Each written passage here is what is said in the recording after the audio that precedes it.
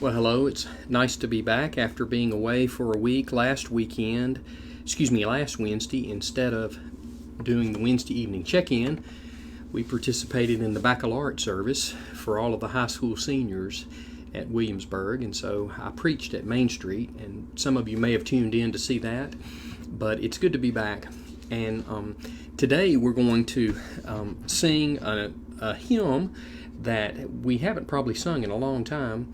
And then I want to talk with you a little bit about some of the ways that Jesus tried to communicate who he was to us. The song is called I'd Rather Have Jesus, and I just absolutely love the chorus portion. And so feel free to join in.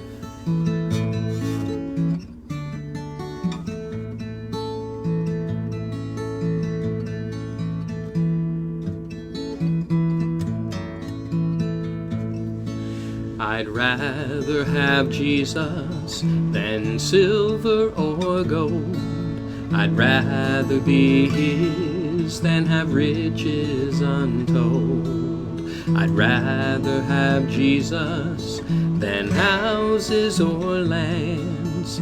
I'd rather be led by his nail-pierced hand than to be the king of a vast domain, or be held in sin's dread sway. I'd rather have Jesus than anything this world affords today.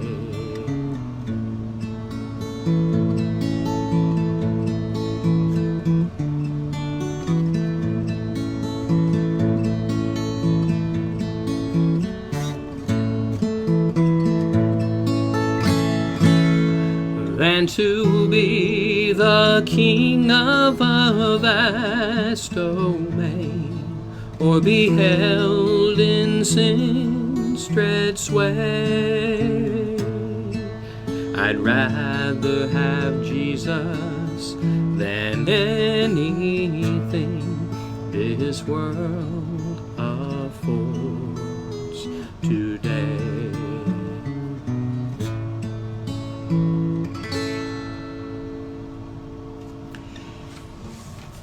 If you have tuned in or been present over the last couple of Sundays, we have been looking at the I am statements of Jesus. And as we have talked about these, we have seen that when Jesus talked about who he was, some of the things that he said were pretty bold acclamations. You know, for all time, people have tended to view God as being distant or other or out there or way far away, but Jesus was God in the flesh, in person, right up close and personal.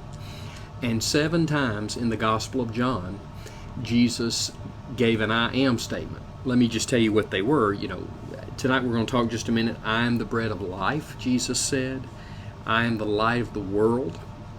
If you follow in that light, then you don't have to be afraid. You don't have to walk in the darkness. You can have the light of life. I am the door or the gate for the sheep, Jesus said. Jesus said, I am the resurrection and the life. I am the good shepherd. We talked about this a few weeks ago. If a good shepherd cares for the sheep, knows their name, they know him, and so Jesus is the good shepherd, and he lays down his life for the sheep. Jesus said to the disciples in a time where they were doubting, he said, I am the way, the truth, and the life. And then Jesus said, I am the true vine.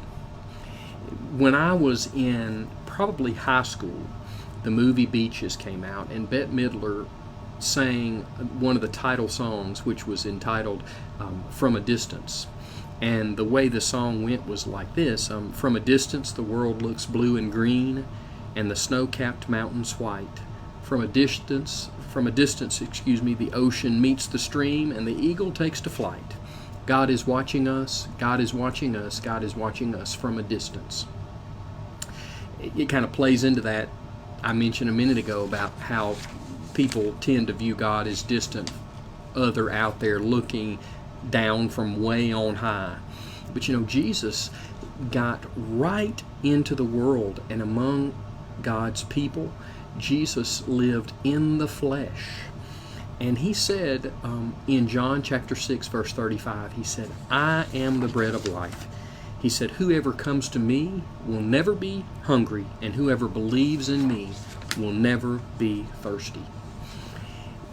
The people who heard Jesus say that, they said, well, you know, once we were out in the desert, out in the wilderness, and Moses gave us the manna in the desert. And I just kind of want to remind you how that happened. You know that God delivered the Israelites from Egypt. And so when they were out in the desert, they were hungry and they were thirsty, and they began grumbling, they began complaining, and they said, well, we didn't like being, I think this is in Exodus chapter 16, they said, we didn't like being held captive in Egypt, but at least in Egypt we knew where our meals were going to come from. We knew what to expect for tomorrow. We knew that there would be enough on the table, even if we were oppressed and even if we weren't free. And so God heard their grumbling and God heard their complaining, and so God decided to provide for them out in the desert. And every morning there would be manna on the ground, kind of frosted cake-like type material or something like that. And he said, gather enough for the day. On the sixth day, you can gather twice as much as you need, so that on the seventh day, the Sabbath, you don't have to gather. And in the evening, God would provide meat. Quail would come into the camp, and they could gather up the quail and get as much as they wanted. But God said, through Moses and Aaron, God said, only take what you need to eat. Only take what you need for that day. You can imagine that people then were like people are now. They didn't just need enough for today. They needed to understand when enough was enough. And some of the people tried to gather more than they needed for the day, get a storehouse full, just build in a little buffer, a little cushion, I guess you'd say. And that manna and that meat would spoil if you gathered more than you could eat, because God wanted the people to learn that He would provide for their needs each day, just for the day. And so Jesus said, I am the bread of life. If you follow me and you believe in me, you don't have to be hungry and you don't have to be thirsty. It reminds me of Jesus's teaching on prayer. And He said, this is how you're to pray. Give us this day our daily bread. And when you pray that way, you're reminded that you're not just praying alone. It's not give me my bread today. It's give us today enough bread for today.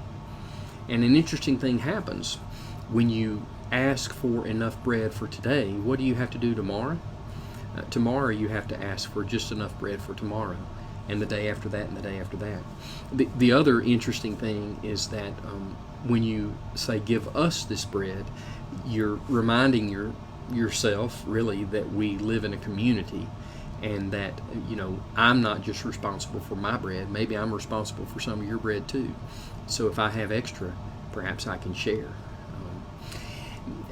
Jesus was trying, and if you've been here on Sundays, you've heard these echoes each week. This week we're going to talk about Jesus saying, I am the gate for the sheep. Another powerful, powerful image. Jesus is trying to remind the people that God has come near in Jesus' life. Jesus spoke the good news. Jesus touched the people. Jesus provided for their needs. Jesus gave them bread to eat, and there was plenty. And He said, if you come to me, you won't be hungry, you won't be thirsty. Jesus can provide everything that you need. And so I'm just going to close with singing that chorus, I'd rather have Jesus than anything. And I hope this perhaps is an encouragement to you to focus on Him. In the West and in the United States, we've kind of been taught to provide for ourselves, and we admire the person who is self-made or has pulled him or herself up by the bootstraps. You know how the sayings go.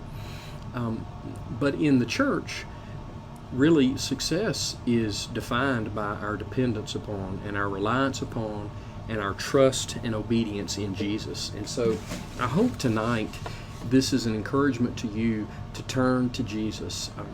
Make your requests known to Him. Rely on His guidance.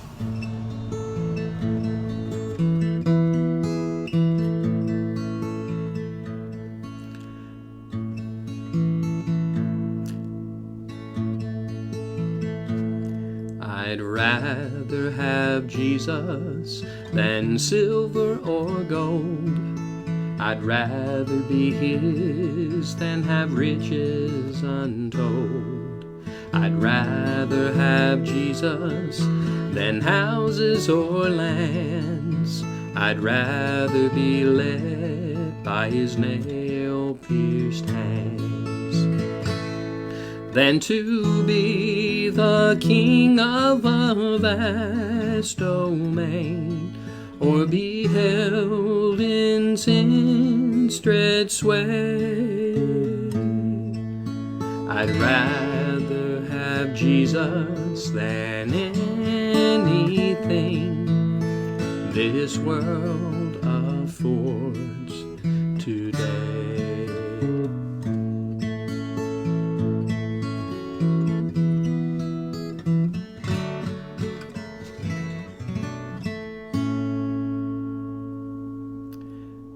Thank you for being here. God bless you, and I hope to see you very soon. Remember,